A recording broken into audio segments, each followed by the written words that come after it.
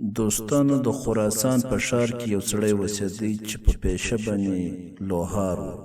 د خپل رزق په تلاش کې دی د خراسان ښار څخه ووتی او یو بل ښار ته ولاړی. هلته څه ټیم تېر کړي، څه پیسې یې وګټې او بیا یې دا فیصله وکړه چې د خپلو بچیانو سره به ملاقات کوم او د کور خواته به ځم. د خپل سفر شروع کړي چې خراسان ښار ته رارسېدی. دلته ماښام سو.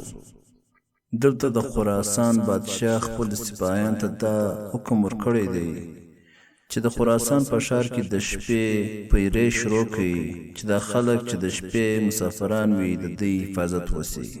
چې په کومه شپه د لوهار و ښار ته داخل سو، په دغه ورځ باندې د سپاهیانو یو 15 غله هم ونیول او د دې اطلاع یې باچا ته هم ورکړه.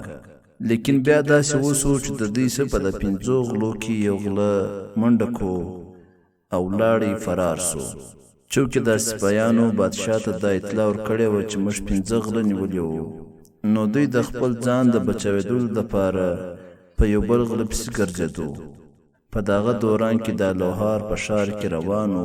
د سپاهیانو د لوهار هم ونیوی او د غلو په لیست کې یې شامله کړي.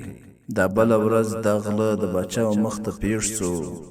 باچا چونکې په خبر و چې دا ټول غله دي، نو د دې څه د وضاحت پوښتنه نه وکړه او دا حکم یې صادر کړي چې دا دې ټول په زندان کې بند سي. د لوهار ته دا کیسه معلومه سوه چې زما د خبرو صحیح څه هم نه جوړیږي، نو لہذا دی چوپ چاپ هلته ولاړو او چې کوم وخت دی زندان ته بوتی، د اودس وکړي او الله پاک ته په لمانځه سو.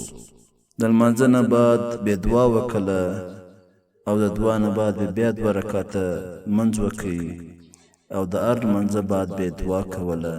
دعا بیا داسې کوله چې په ژړا به سو او د الله پاک ته به ویلې چې یا الله ته په ما خبرې چې زه بې قصوره یم، ما د دې ځای خلاص کې. په دغه شپه باچا هم په خپل کور کې ویده و. د شپې دله په خوب کې دا رالو چې 4 کسان د ده تخت پورته کوي او دغه د الټه کېدونکو کوشش کوي. دلته د باچا سترګې راروړې سوې او ولا حول ولا قوت یې وویل. 2 رکعته لمونځ یې وکړي او بیا بیده سو. بیا یې دا خوب لیدی چې 4 کسان د ده تخت طرف ته راسي او د تخت د الټه کولو کوشش کوي. دی بیا راپورته سو، بیا 2 رکعته لمونځ وکړي او بیا بیده سو. دا رقم 4 واره د ده سره دا واقعه وسوه. 4م وار چې باچا راپورته سو، د ځانه سره سوچ وکړي چې کېدلی سي زما څه ناانصافي سوي یا ما د چا سره ظلم کړی وي. نو د باچا ذهن د زندان خواته ولاړی. د زندان جیلر یې راوغوښتی او د هغسې یې پوښتنه وکړه چې په دا زندان کې داسې څوک شته چې ستا په خیال د هغه سره ما ظلم کړی یا هغه بې ګناه او ما په دا زندان کې بند کړی وي. دا جیلر ورته وویل زه خو داسې سړی نه پېژنم چې د هغه سره تا نه انصافي کړې وي یا ظلم کړی وي. البته دلته یو سړی په جیل کې موجوده دی چې هغه لمونځ کوي او د الله څخه په ژړا باندې دعا غواړي. باچا و دا جیلر ته حکم ورکړي چې دا سړی ژر تر ژره زما دربار ته پیش کړه. دا سړی چې د باچا مخ ته پیش سو، باچا و دا سړی ته وویلې چې ته غل یې که نه یې.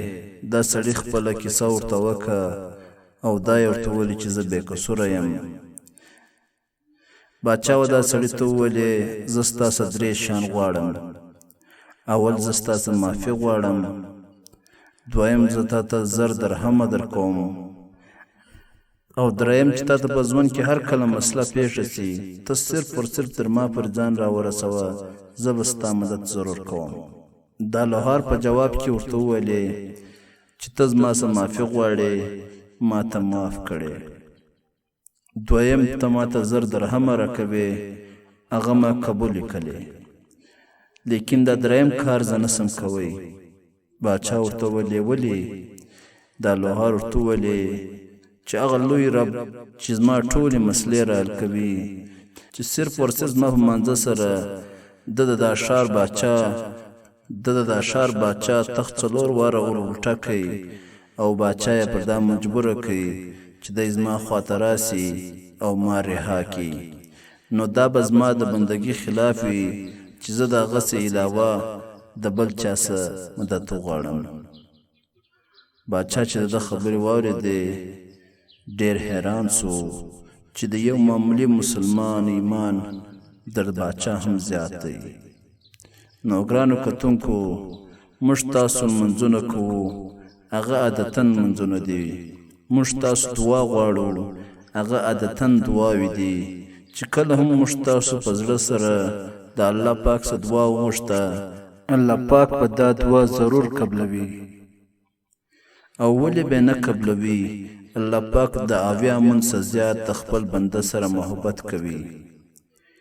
امید لرم دوستانو چې تاسو ته به دا ویډیو خوند درکړي. دغه رقم مزیدار ویډیوز لپاره زموږ دا چینل سبسکرایب کړئ او دا ویډیو د خپل ملګرو سره ضرور شیر کړئ. والسلام.